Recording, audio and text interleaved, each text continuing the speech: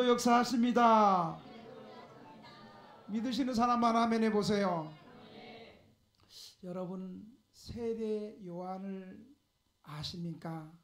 세례 요한은 구약의 마지막 선지자고 돌아온 엘리야고 우리 예수님께서 여자가 낳은 사람들 가운데 가장 으뜸되다고 칭찬했던 사람이 세례 요한입니다. 말라기 선지자 이후로 계시가 끊어져서 많은 백성들이 참된 지도자가 없어서 유리하고 방황하고 자기 마음대로 고통스럽게 살아가는 그때가 바로 세례 요한의 때였습니다. 이때 혜성처럼 등장한 선지자가 있었는데 이 선지자가 유대 광야에서 메뚜기와 석청과 가죽띠를 띠면서 이렇게 얘기했습니다. 한번 따라합시다. 회개하라. 천국이 가까이 왔느니라. 우리 옆 사람에게 시작. 회개하라. 천국이 가까이 왔느니라. 이거는 뭐 한 번 다 할 수 있죠. 세례 요한은 유대 광야에서 제사함을 얻는 회개의 세례를 주고 회개의 세례를 전파했습니다. 당시에 종교 지도자들은 모두 다 포악스러운 왕 헤롯 안티파스의 폭정에 두려워하면서 아무 소리도 못하고 침묵하며 겨우 자기 목숨을 유지하던 그때에 세례 요한은 유대 광야에서 당당하게 외쳤습니다. 당시에 위선적인 종교 지도자를 향해서 바리새인들을 향해서 독사의 자식들아, 누가 너희를 가르쳐 임박한 진노를 피하려 하더냐? 회개에 합당한 열매를 맺고 속으로 너희가 아브라함의 자손이라고 말하지 마라. 하나님은 돌들을 통해서도 하나님의 자녀로 만들 수 있느니라. 그렇게 말씀했어요. 이 메시지 앞에 많은 사람들이 충격을 받았습니다. 다들 헤롯 왕 눈치를 보고 어떻게 하면 목숨을 보존하고 백성들이 방황을 하든 죽어가든 그런 거 상관없이 사리사욕만 채우던 당시의 지도자들과 종교 지도자들 앞에 세례 요한은 당당하게 하나님의 말씀을 증거했습니다. 예수님의 길을 준비했습니다. 그러니까 혜성처럼 사람의 눈치를 보지 않고 400년 동안 계시가 없었는데 참된 선지자가 나타나서 예수님의 길을 준비하며 예비하며 회개하라 천국이 가까웠냐는 이 말씀 앞에 많은 사람들이 온 유대와 요단강 사방에서 많은 백성들이 세례 요한에게 몰려들었습니다. 세례 요한의 메시지를 듣고 많은 사람들이 우리가 그럼 어떻게 해야 됩니까? 그때 세례 요한은 옷 2벌 있는 사람은 아무것도 없는 사람에게 나눠주고 먹을 것도 그렇게 해라.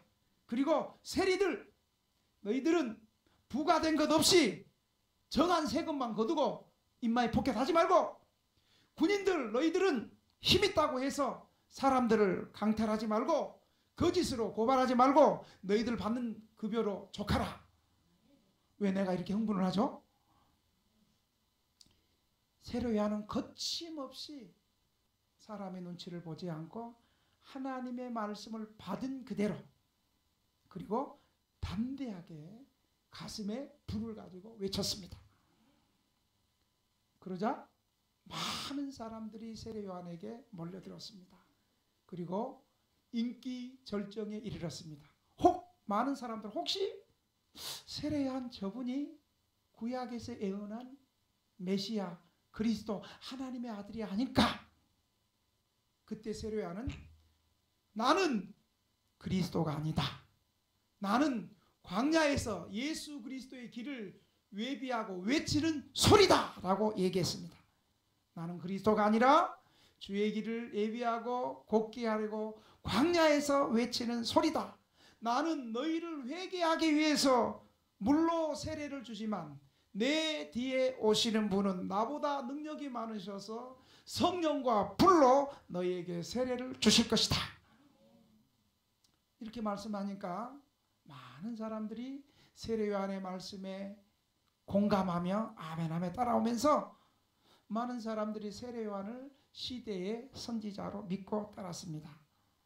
그런데 이 세례 요한이 당시에 악한 한 헤롯 안티파스, 이 왕에 의해서 갈릴리를 통치하는 분봉왕 헤롯 안티파스에 의해서 감옥에 갇히는 사건이 일어났습니다. 왜냐하면 이 헤롯 안티파스는 자기의 왕권을 유지하기 위해서 백성들의 목숨은 파리 목숨 정도 생각해서 자기의 왕권에 도전하면 사람들은 무조건 다 숙청지게 죽였습니다. 심지어 자기 아내 본부인도 죽이고 장모도 죽이고 아들도 죽이는 그런 아주 악한 왕이었습니다. 그런데 한번 사건이 일어났는데 헤롯 안티파스가 자기의 동생의 부인을 제수를 자기 아내로 삼는 일이 벌어졌습니다. 이것은 율법에 옳은 일이에요? 악한 일이에요?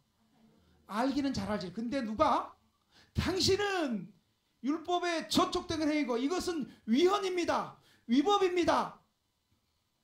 왜 당신의 동생의 아내를 빼앗습니까? 이렇게 말하는 수 있을까요? 없을까요? 없어요.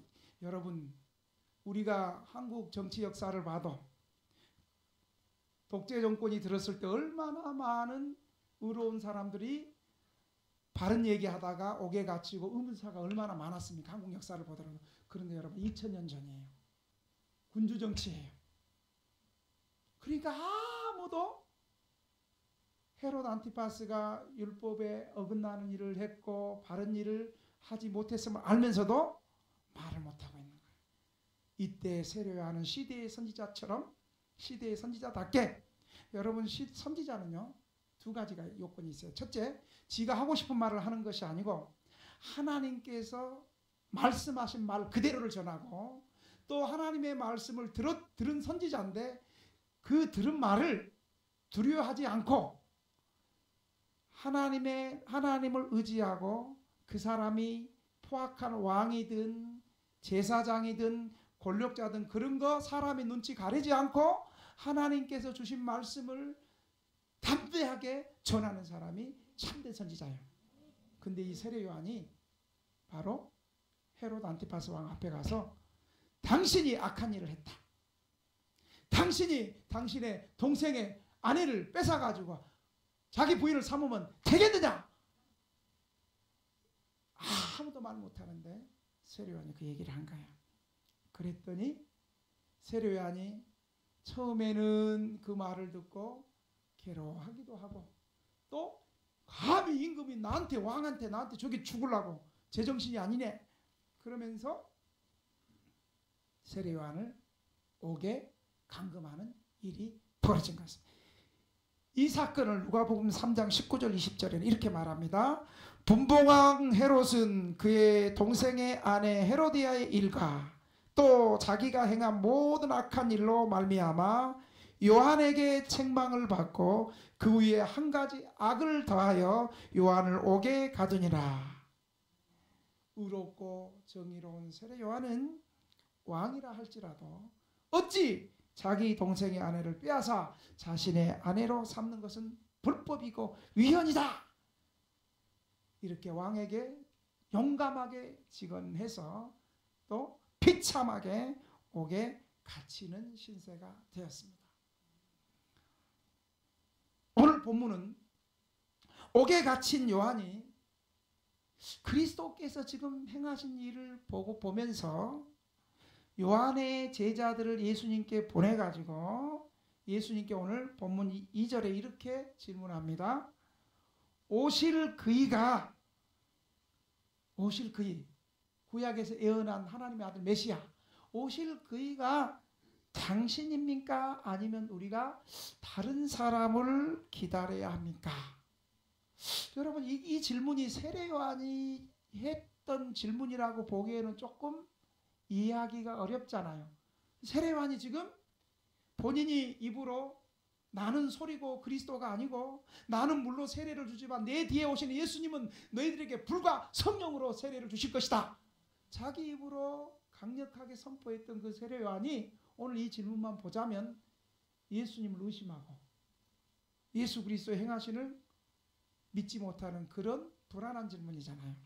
그런데 세례요한의 이 질문은 예수님이 메시아됨을 의심하는 질문이 아니라 이 원문에 보면 의심해서 묻는 질문이 아니고 그때 세례요한이 감옥에 갇혀 있고 시대가 악해져 가고 있는 이런 상황이 자신이 생각하는 대로 이렇게 은혜로운 말씀을 전하는데도 탱크 지나가는 소리가 들리고 자신의 생각대로 되지 않아서 의심해서 한 질문이 아니라 조급해서 조바심 속에서 했던 말입니다. 왜냐하면 세례요한이 광야에서 사이 갔던 세례요한의 자세는 어때요? 예수님을 향해서 예수님은 흥해야 되겠고 나는 새해야 되리라. 이렇게 예수님을 향한 절대 충성과 절대 믿음의 자세를 가지고 사역했던 세례요한의 모습을 본다면 이 질문은 예수님의 메시아됨을 의심해서 한 질문은 아닙니다. 그리고 오늘 우리가 성경을 읽지 않았지만 그 다음 구절에 계속 보면 예수님께서 세례요한에 대한 평가를 해요. 예수님께서 제자들에게 감옥에 있는 세례요한을 향해서 세례요한 변절자 아니다. 세례요한의 평가를 예수님 역시 절대적으로 확신의 평가를 하고 있습니다. 첫째로 보면 세례요한은 7절에 보면 세례요한은 바람에 흔들리는 갈대가 아니다.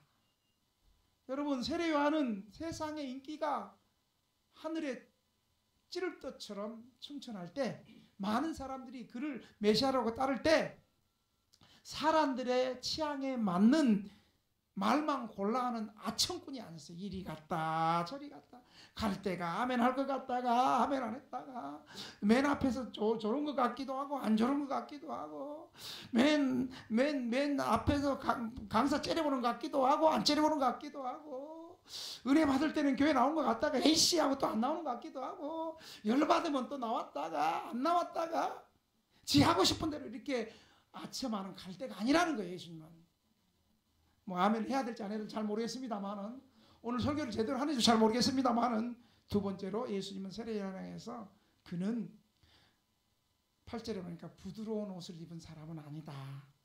여러분 부드러운 옷을 입은 사람은 어디 있어요?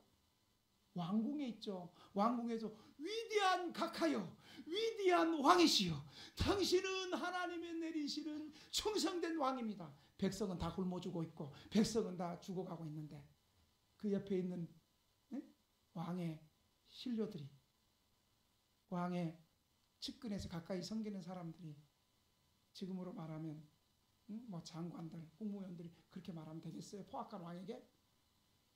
그런 사람들은 부드러운 옷을 입은 사람들이라는 거예요.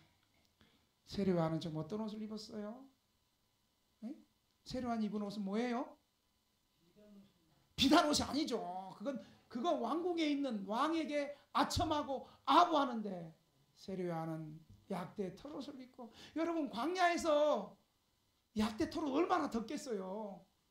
지금이야 좋은 옷이지만 그 당시에 세례요한이 비단 옷이 없으니까 광야에 있는 짐승 죽은 짐승 돈이 없으니까 털 벗겨가지고 콕콕 입고 있는 거예요. 호화로우신 음식이 없으니까 그냥 광야에 있는 석청 우리처럼 지금 웰빙이네 생각하면 안 돼. 2000년 전에 먹을 것이 없으면 그때 석청 먹고 저는 이 혁대를 하고 있습니다. 혁대도 없으니까 가족들을 하고 짐승의 죽은 가족들을 해서 이렇게 검소하게 살아갔던 세례요한은 광야에나 세례요한이 지금 광야에 있고 감옥에서 있지 않습니까? 요한은 불의한 왕의 잘못을 강력하게 꾸짖어서 부드러운 왕궁에 있는 것이 아니라 왕의 미움과 분노를 사서 차디찬 지하 감옥에 갇혀있는 세례요한이었습니다. 더 나아가서 예수님은 이런 세례요한을 향해서 선지자보다 더 나은 자니다 라고 세례요한을 절대적으로 예수님은 평가해 주고 있습니다. 왜 세례요한은 이렇게 조급하게 조바심이 났을까요? 첫째로 사람이 고난을 조금 받으면 아니고 고난이 장기적으로 오래 계속 가면 믿음의 사람이라 할지라도 마음에 조급함이 올 수 있습니다. 여러분, 세례요한이 잡혀있는 감옥이 어딘가요? 사해에 가까이 있는 산악지대에 있는 마케루스라는 곳입니다. 이 마케루스의 요새의 좁은 토굴에 갇혀 있었습니다. 제가 3년 전에 목사님들과 함께 성서 지리를 한 학기 공부하고 성서 지리 답사를 위해서 3년 전에 이스라엘을 갔습니다. 그래서 저도 이 마케루스, 세례요한의 감옥이 어떤 곳일까 궁금해서 우리 일정 가운데 또 답사 일정 가운데 이 세례요한의 감옥 마케루스를 갔습니다. 여러분, 우리는 정말 일기 좋은 데 살아요.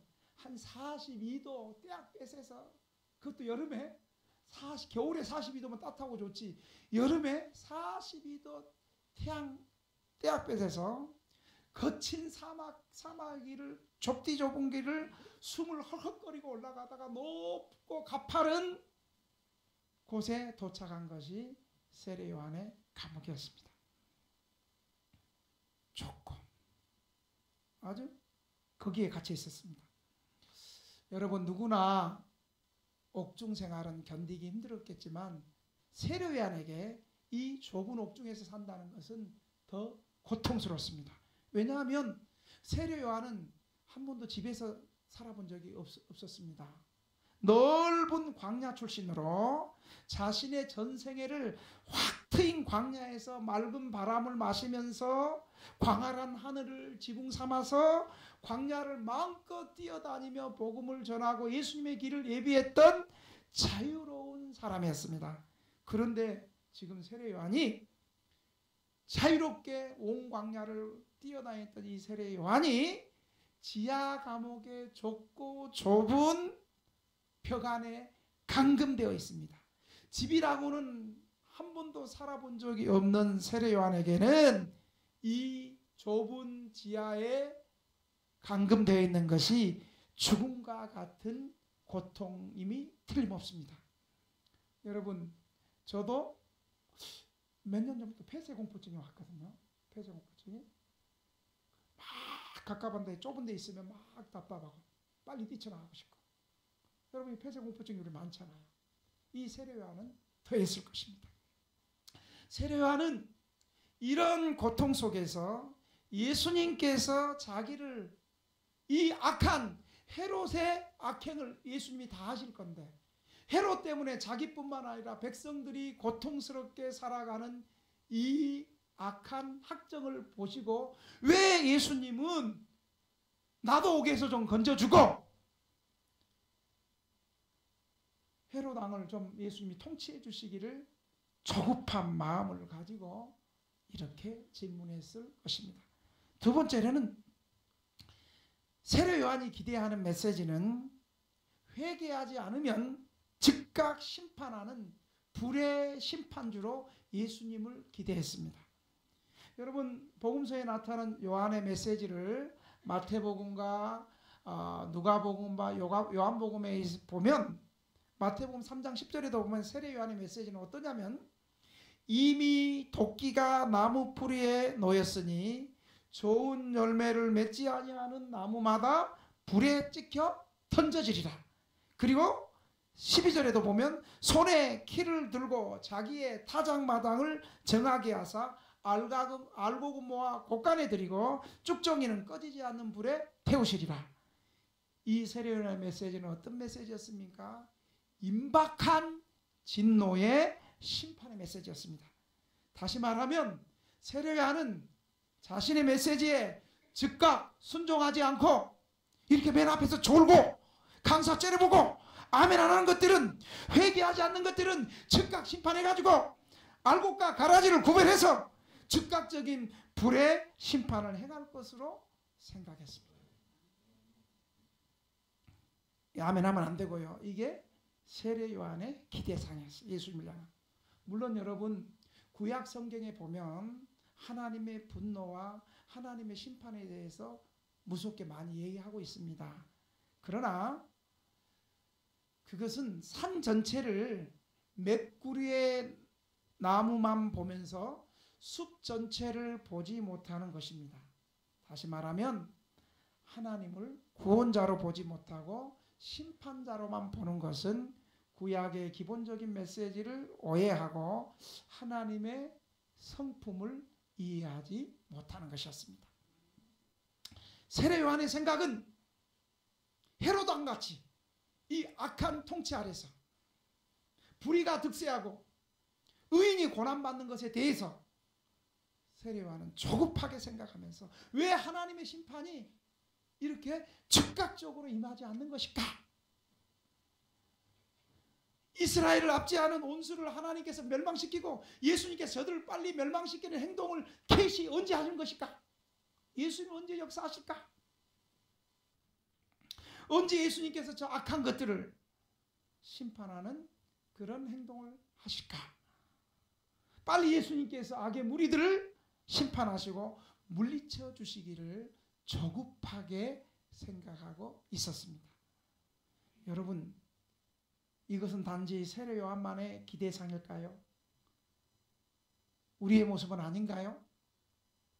이것은 단지 요한만의 생각이 아니라 이 땅에서 살고 있는 대부분의 저와 여러분의 생각입니다. 하나님이 살아계신다면 이 악한 세상에 끝까지 버티는 이 악을 끝까지 버티고 행하는 저 사람들이 어떻게 더 잘 먹고 또 병도 안 걸리고 더 오래 살고 왜 저들을 하나님은 당장 벌하지 않는가? 이렇게 예수님을 보고서 기대하는 바에 미치지 못하고 실망하는 사람들이 많을 것입니다. 세례 요한은 이런 사람들을 상징하고 있습니다. 우리는 이 세상을 살면서 하나님께서 행하시는 것을 보면서 마음이 조급할 때가 많이 있습니다. 우리는 하나님께서 악한 자들을 속히 벌하시기를 바라고 우리가 안타깝게 기도하는 기도가 좀 속히 응답되기를 바라고 하나님께서 세상에서 눈에 드러나도록 내가 하나님이다라는 것을 불신자들에게 환히 좀 나타내 보이기를 원하고 있습니다. 이때 우리는 바로 조급한 세례 요한과 같이 될 수 있습니다. 이러한 세례 요한의 대답에 향해서 세 번째로 예수님은 확신의 참 어조로 5절은 이렇게 말씀하고 있습니다. 내가 한 말이 아니라 내가 행한 일을 말하라. 맹인이 보고 못 걷는 사람이 걸으며 나병 환자가 깨끗함을 받으며 못 듣는 자가 들으며 죽은 자가 살아나며 가난한 자에게 복음이 전파된다 하라. 이 말씀은 구약의 이사야 선지자가 메시아가 오시면 하나님의 아들 구원자가 오시면 행하실 일들을 이사야 선지자가 600년 전에 예언한 걸 우리 예수님께서 지금 자신이 현재 자기 사역을 통해서 지금 말씀하시는 거예요. 예수님은 누구신가가 아니라 예수님은 무엇을 했는가? 메시아의 구원 시대는 사람들이 모든 질병에서 고침받을 것을 기대하고 있습니다.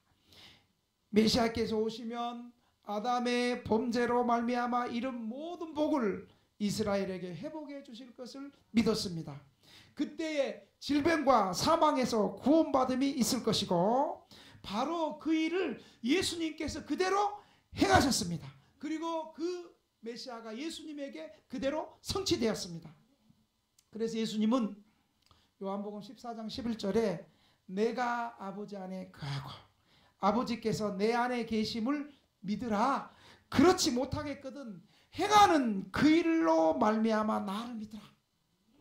내가 행하는 그 일로 소경이 눈을 뜨고 문둥병자가 고침을 받고 죽은 자가 살아나고 앉은 병자가 일어나고 못 듣는 자가 듣게 되는 하나님만이 메시아만이 할 수 있는 그 일이 내가 행하고 즉 내가 바로 그 메시아다. 예수님의 사역은 세례 요한처럼 임박하게 회개하지 않는다 그래서 바로 즉각적으로 심판하는 것이 아니라 소경과 연약한 사람들을 불쌍히 여기고 소경과 연약한 사람들을 보게 하고 그들을 붙들어주고 그들을 치유하며 생명을 주는 자비의 사역이고 가난한 자에게 복음을 전파하는 사역임을 주님은 말씀하고 있습니다. 그래서 예수님은 세례 요한과 달리 긍휼을 베풀고 치유하기 위해서 오시는 자비의 사역자임을 말하고 있습니다. 예수님께서는 이 놀라운 사실을 갈릴리에서 행하셨고 그 사역을 지금도 살아계셔서 믿음으로 믿고 나가는 교회에게 그대로 행하심을 믿으시기 바랍니다. 여러분, 오늘 이 말씀대로 5절 말씀대로 맹인이 보고 못 걷는 사람이 걸으며 나병한 자가 깨끗함을 받으며 못 듣는 자가 들으며 죽은 자가 살아나며 가난한 자에게 복음이 전파된다고 하라. 바로 이 사역을 지금도 예수님은 온 세계 각처에서 행하시고 계신다는 사실을 믿으시기 바랍니다. 여러분, 이 예수님을 믿고 우리가 예수님 앞에 나올 때 소경의 눈이 열리듯이 우리의 눈이 열려서 우리 자신과 우리의 영적 눈이 열려서 우리의 자신과 다른 사람들의 참모습을 보며 그들이 하나님에 대한 진리의 눈이 열려지기를 원합니다. 주님 안에서 못 듣는 사람들이 그동안 영적인 귀가 닫혀서 영적인 귀가 닫힌 걸 뭐라 그래요? 귓구멍이 닫힌 거지. 그 영적인 귀가 열린 것은 뭐예요? 귀가 열린 거. 그동안 영적인 귀가 닫혀서 못 듣는 사람이 하나님의 말씀이 선포될 때 예수님 안에 이 하나님의 말씀 속에서 자기 양심이 회개하고 하나님의 음성에 기머거려지는 자들이 듣게 될 것이고 주님 안에서 죄로 인해서 영적으로 죽은 자들이 죄 때문에 무능해진 자가 새롭게 살아나서 사랑과 영생과 생명으로 일어날 것을 말하고 있습니다. 그리고 세상 사람들은 가난한 사람을 무시하고 멸시하지만 주님 안에서만 가난한 사람들이 하나님 나라의 주인공이 되고 하나님의 사랑을 상속받아 하나님 나라를 소유하는 역사가 있을 것을 세례 요한은 말하고 있습니다. 예수님은 세례 요한에게 그렇게 말해주고 있습니다. 사랑하는 등대교회 성도 여러분, 실족하지 말고 당장 내가 어렵고 힘들고 외롭다고 해서 조바심을 가지지 마시기 바랍니다. 조급하는 것은 하나님의 일을 이루지 못합니다. 조급함을 가지고 인내하지 못하면 하나님의 역사는 일어나지 않습니다.